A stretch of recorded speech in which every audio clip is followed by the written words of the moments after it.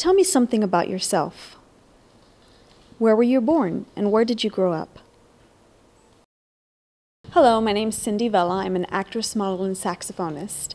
I was born and raised in Brownsville, Texas, where all my family live, and my parents are also both born and raised in Texas. Hi, my name is Consuelo Vega. I was born in Culiacan, Sinaloa. I've lived almost all my life in Mexico. I've been here only 5 years. I got my college degree in Mexico as well. I'm an accountant, but currently I am a business owner and an actress. I was born in Bolivia, in a beautiful valley called Cochabamba, and grew up in Sucre, the original capital of Bolivia. And I come from a family of immigrants. We know little about Bolivia, but it's a country with a lot of values and principles and family union and the community. I'm Dr. Lourdes Baesconda Garbanati. I'm an associate professor in preventive medicine at the University of Southern California, the Keck School of Medicine, and also with the Department of Sociology in the Norris Comprehensive Cancer Center. Tell me, why are you interested in this issue? I think it's really important for not just America, but Latinos and the rest of the world in general to be healthy.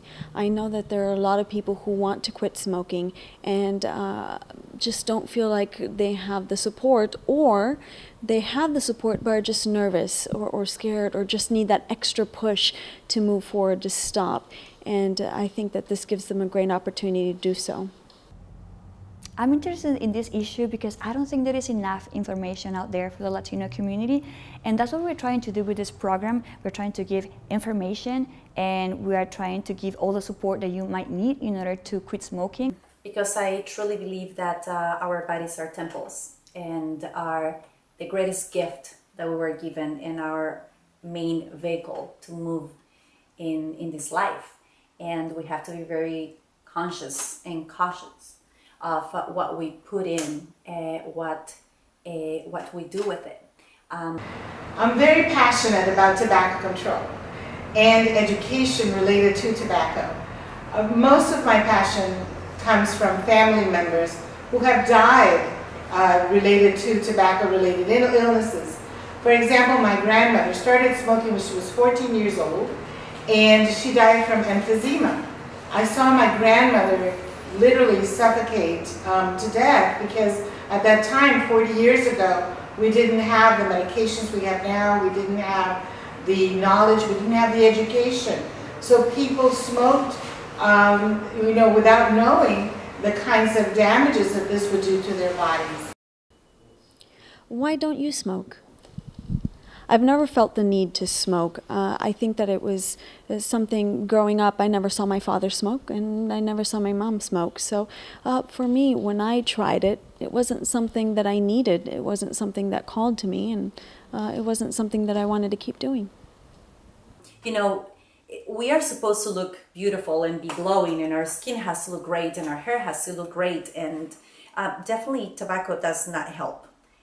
100%, you know, it makes your face dull and your skin, it gets to create, you know, different wrinkles, etc. And I just don't see myself doing that to myself. So we go back to the fact of how much you respect yourself and your body, and then my answer is I just won't do that to myself. I don't smoke because when I was a child, my mother used to smoke, and I've never liked the smell of the cigarette. So I've never, even once, have smoked one cigarette in my life. And now that I'm an actress, I need to go to auditions and I need to take care of my appearance and my image. I'm not gonna go there smelling like tobacco or having a bad breath or my teeth looking bad. So for me, it's more of an image concern and also health. I personally made a decision not to smoke very young when I saw all the suffering that tobacco brought about to my own family.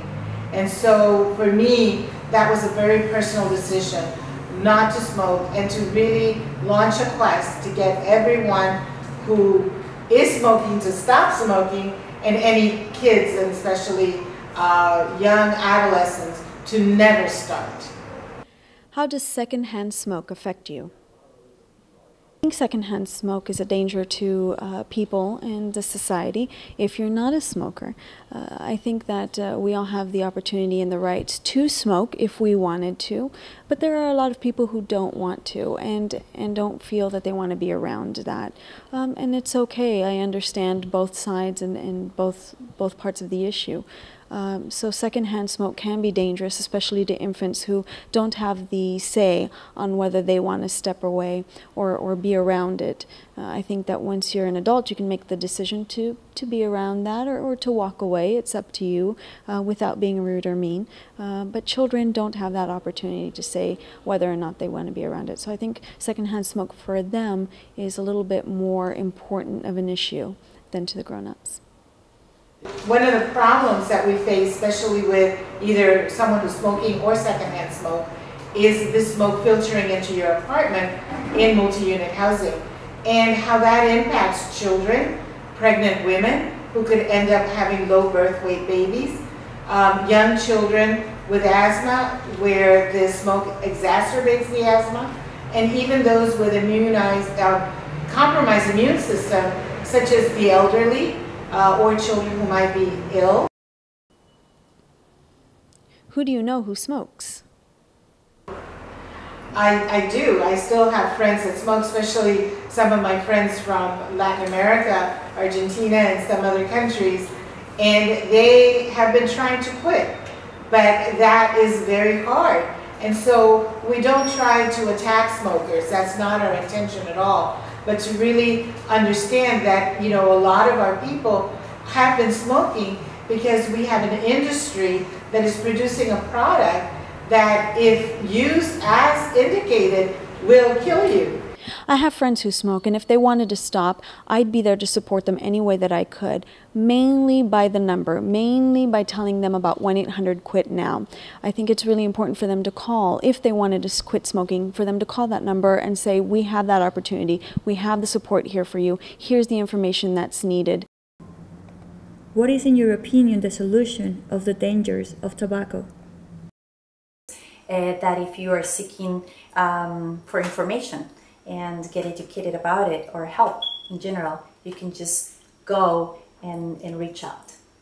So what we see is that this is really something that we need to tackle. There's help out in the community, and family support is very important to get someone to quit. So making the decision to quit, having a quit date, sticking with it.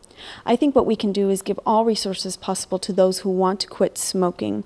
I think that what the NLTCN is doing with the 1-800-QUIT-NOW number, it's really important to give that to them so that they have options, so that they can hear all the options available to them to quit smoking. And I think that's really important. Just that one number can make a difference on our end. Just telling our friends, telling our coworkers, telling anybody who we've heard that wants to quit smoking, that 1-800-QUIT-NOW number is very important, because that will give all the resource available to them. They have one-on-one with a person on the other end of the line to help them and give the information that's needed, the risks involved in smoking, and what they can do to stop.